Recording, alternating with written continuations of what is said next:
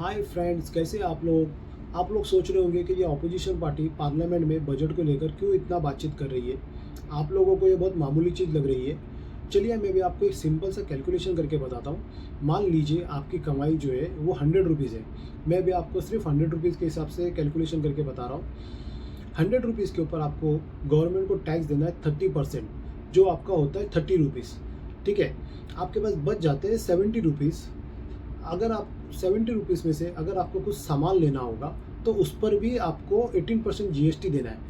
तो 18% जीएसटी होता है 12.60 रुपीज़।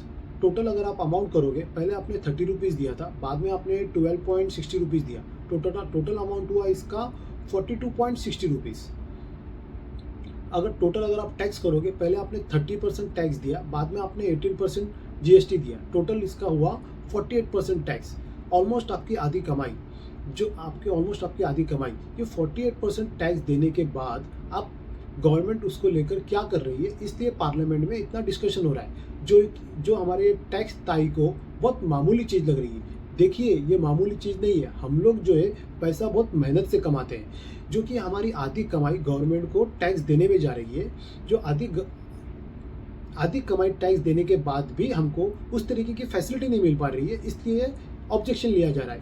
स्पेशली जो पार्लियामेंट में जो 40-50 जो लोग हैं, हम लोगों को उनको थैंक्स बोलना चाहिए, क्योंकि वो खुद के लिए बातचीत नहीं कर रहे, वो इंडिया के आम जनता के लिए बातचीत हो रही है। उनके पास तो बोरी भर भर के पैसा है। जो लोगों को ये बात समझ आई होगी, तो इसका अवेयरनेस क्रिएट कीजिए और इसका नॉलेज जो है वो स्प्रेड कीजिए, क्योंकि इंडिया एक डेमोक्रेटिक कंट्री है।